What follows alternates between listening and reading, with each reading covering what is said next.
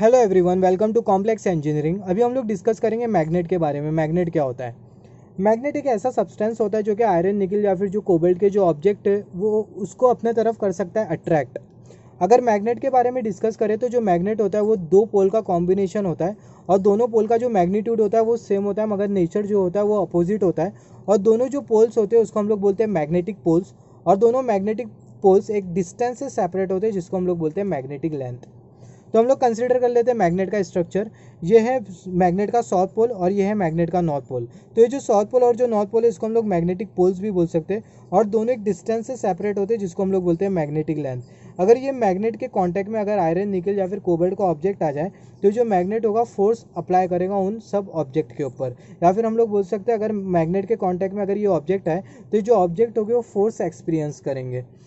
तो ये जो आयरन, निकल या फिर जो कोबाल्ट के जो ऑब्जेक्ट है इसको हम लोग बोलते हैं फेरोमैग्नेटिक मटेरियल, या फिर हम लोग बोल सकते हैं मैग्नेटिक मटेरियल। तो इसके बारे में आगे हम लोग डिस्कस करने वाले हैं। तो यहाँ पर अगर हम लोग देखें, ये जो मैग्नेट है, मैग्नेट फोर्स अप्लाई कर सकता है जो कि होगा मैग्नेटिक रिपल्शन फोर्स या तो मैग्नेटिक अट्रैक्शन फोर्स।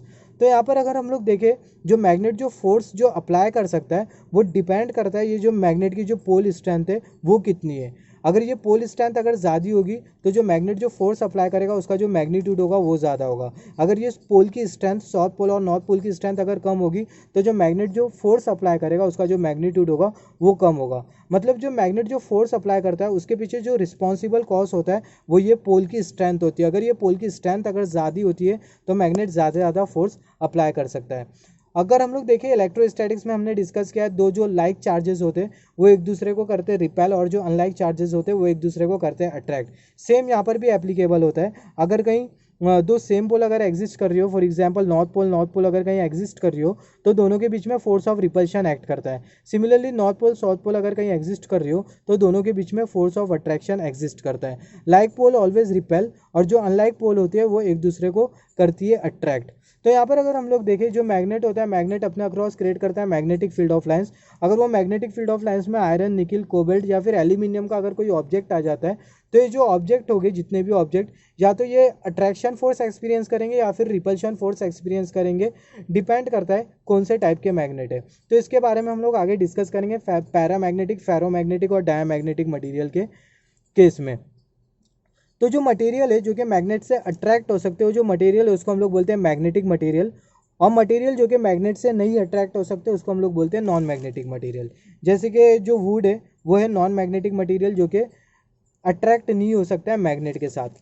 सिमिलरली अगर हम लोग यहाँ पर देखें, जो मैग्नेटिक मटेरियल है उसको हम लोग एक ही टाइप में क्लासीफाई करें जिसको हम लोग बोलते हैं फेरोमैग्नेटिक मटेरियल। और जो नॉन मैग्नेटिक मटेरियल है उसको हमने दो टाइप में क्लासीफाई किया है जिसको हम लोग बोलते हैं पैरामैग्नेटिक मटेरियल और डायमैग्नेटिक मटेरियल। जो पैरामैग्नेटिक मटेरियल है वो है एल्यूमिनियम, और जो डायमैग्नेटिक मटेरियल है वो है वाटर। तो यहाँ पर देखिए, जो फेरोमैग्नेटिक मटेरियल है, फेरोमैग्नेटिक मटेरियल, सबसे पहला फेरोमैग्नेटिक मटेरियल के बारे में बात कर लेते हैं। जो फेरोमैग्नेटिक मटेरियल है वो मैग्नेटिक मटेरियल के कैटेगरी में आता है, और जो पैरामैग्नेटिक मटेरियल और जो डायमैग्नेटिक मटेरियल है वो नॉन मैग्नेटिक मटेरियल की कैटेगरी में आता है। Ferromagnetic material has higher tendency to attract toward magnet even if the magnetic force offer by the magnet is very less. Ferromagnetic material experience more magnetic forces. तो जो ferromagnetic material होती है, ferromagnetic material की ज़्यादा tendency होती है magnet की तरफ अट्रैक्ट होने की। अगर मैग्नेट अपने across magnetic field of lines बना रहा हो और मैग्नेटिक फील्ड ऑफ लाइंस का अगर मैग्नीट्यूड कम हो, या फिर मैग्नेटिक फील्ड ऑफ लाइंस की वजह से जो मैग्नेटाइजिंग फोर्स क्रिएट होता है जिसके बारे में हम लोग आगे पढ़ेंगे, अगर वो कम हो, उसके बाद भी जो फेरोमैग्नेटिक मटेरियल होगा वो मैग्नेट से अट्रैक्ट होगा, और जिस फोर्स के साथ अट्रैक्ट होगा फोर्स का जो मैग्नीट्यूड होगा वो ज़्यादा होगा। उसका रीज़न ये होता है कि जो फेरोमैग्नेटिक मटेरियल होता है उसमें मैग्नेटिक डोमेन ज़्यादा होते हैं। मैग्नेटिक डोमेन ज़्यादा होने की वजह से जो फेरोमैग्नेटिक मटेरियल होता है उसमें ज़्यादा से ज़्यादा मैग्नेटाइजेशन हो पाता है, और जो फेरोमैग्नेटिक मटेरियल होता है वो मैग्नेट से अच्छी तरीके से अट्रैक्ट हो सकता है, फिर ज़्यादा फोर्स के साथ मैग्नेट के साथ अट्रैक्ट हो सकता है। अभी डिस्कस करते हैं पैरामैग्नेटिक मटेरियल के बारे में। पैरामैग्नेटिक मटेरियल हैज़ लेस और weaker tendency to attract toward magnet even if the magnetic force offer by the magnet is very high. तो जो पैरामैग्नेटिक मटेरियल होता है उसकी जो टेंडेंसी होती है मैग्नेट के साथ अट्रैक्ट होने की वो बहुत कम होती है। अगर मैग्नेटिक फील्ड ऑफ लाइंस अगर उसका मैग्नीट्यूड अगर ज़्यादा है उसके बाद भी जो पैरामैग्नेटिक मटेरियल होगा वो मैग्नेट के साथ अट्रैक्ट उतने ज़्यादा फोर्स के साथ नहीं हो पाएगा जितना फेरोमैग्नेटिक मटेरियल होता है। उसका रीज़न ये है कि जो पैरामैग्नेटिक मटेरियल होते हैं उसमें जो मैग्नेटिक डोमेन होते हैं वो कम होते हैं। या फिर अगर दूसरे वर्ड में बोलूँ, जो पैरामैग्नेटिक मटेरियल को अगर मैं एक्सटर्नल मैग्नेटिक फील्ड में रखूँगा तो जो पैरामैग्नेटिक मटेरियल जो अट्रैक्शन फोर्स एक्सपीरियंस करेगा उसका जो मैग्नीट्यूड होगा वो कम से कम होगा।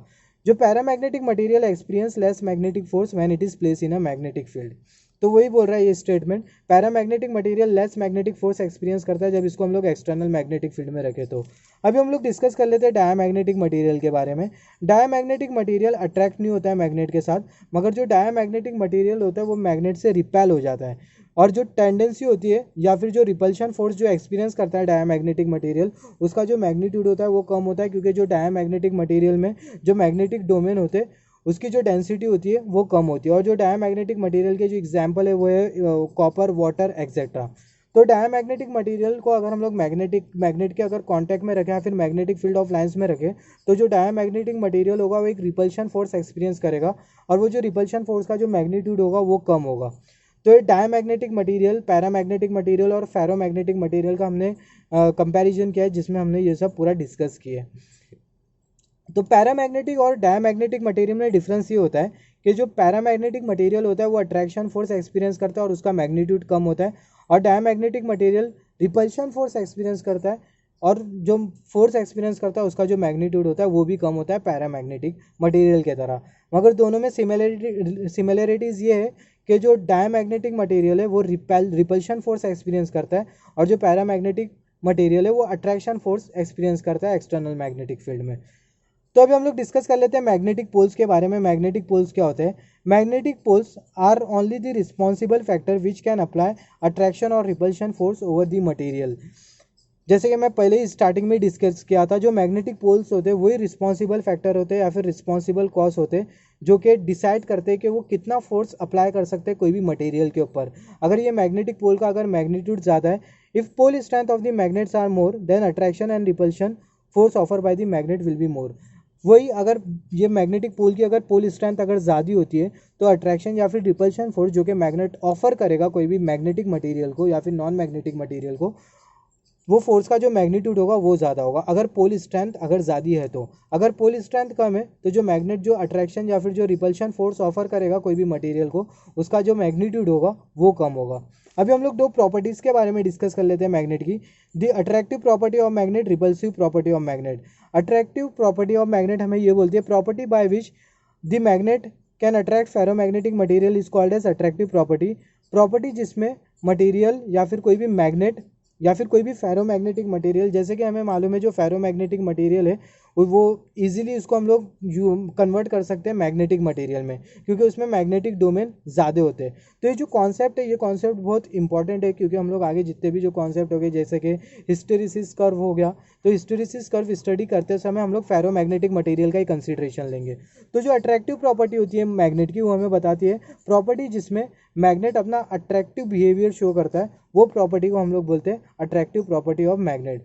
सिमिलरली प्रॉपर्टी जिसमें मैग्नेट अपना रिपल्सिव बिहेवियर शो करता है, वो जो मैग्नेट की जो प्रॉपर्टी होती है उसको हम लोग बोलते हैं repulsive property of magnet. Property जिसमें मैग्नेट अपना अट्रैक्शन फोर्स शो करता है उसको हम लोग बोलते हैं अट्रैक्टिव प्रॉपर्टी ऑफ मैग्नेट, और जिसमें रिपल्शन फोर्स शो करता है वो जो प्रॉपर्टी होती है उसको हम लोग बोलते हैं रिपल्सिव प्रॉपर्टी ऑफ मैग्नेट।